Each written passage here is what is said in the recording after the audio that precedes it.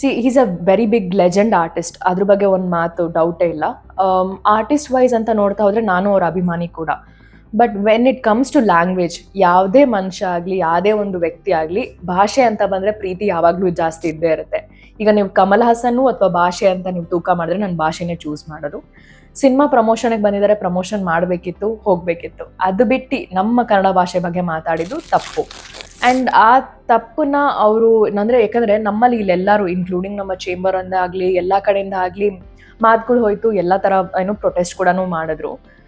So ಇದೊಂದು okay, ನನ್ನ ಕಡೆಯಿಂದ ಒಂದು ತಪ್ಪಾಗಿದೆ, ಒಂದು ಸಾರಿ ಕೇಳ್ಬೋದಲ್ಲ ಅನ್ನೋ ಒಂದು ಮನಸ್ಥಿತಿ ಅವ್ರಿಗೆ ಬರಲಿಲ್ಲ. ಅಲ್ಲೂ ಅವ್ರು ಸ್ವಲ್ಪ ಟ್ರಿಗರ್ ಆಗಿ ಮಾತಾಡಿದ್ರು.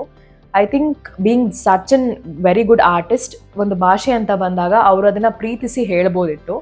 But he spoke like a politician. So ಅವರು ಇದು ಪಾಲಿಟಿಕ್ಸ್ ಗೇಮ್ನ ತಂದಾಗ I think it is very wrong. ಸಿನಿಮಾನೇ ಬೇರೆ, ಪಾಲಿಟಿಕ್ಸೇ ಬೇರೆ. ಪಾಲಿಟಿಷಿಯನ್ ಆದವರು ಅದಕ್ಕೆ ಅಂತಲೇ ಒಂದು ವೇದಿಕೆ ಇರುತ್ತೆ, ಅಲ್ಲೇ ಬಂದು ಅವ್ರು ಮಾತಾಡ್ಬೋದು. ಇದು ಸಿನಿಮಾಗೆ ಪ್ರಮೋಷನ್ ಬಂದಿದ್ದು, ಪ್ರಮೋಷನ್ ಮುಗಿಸ್ಕೊಂಡು ಹೋಗಬೇಕಿತ್ತು, ಹೋಗಿಲ್ಲ. ಅದಕ್ಕೆ ಏನೇನಾಗುತ್ತೆ ಸೂಟಬಲ್ ಇವಾಗ ನಿಮಗೆ ಗೊತ್ತಾಗ್ತಿದೆ ಬೆಳವಣಿಗೆ ಏನು ಅಂತ. ಸಿನಿಮಾ ಕೂಡ ಏನು ಅಷ್ಟು ಸದ್ದು ಮಾಡಲಿಲ್ಲ, ಗೊತ್ತಾಗ್ತಾ ಇದೆ. ಸೊ ಕನ್ನಡದವ್ರನ್ನ ಎದುರಾಕೊಂಡು ಹೋದ್ರೆ ಏನಾಗತ್ತೆ ಅಂತ.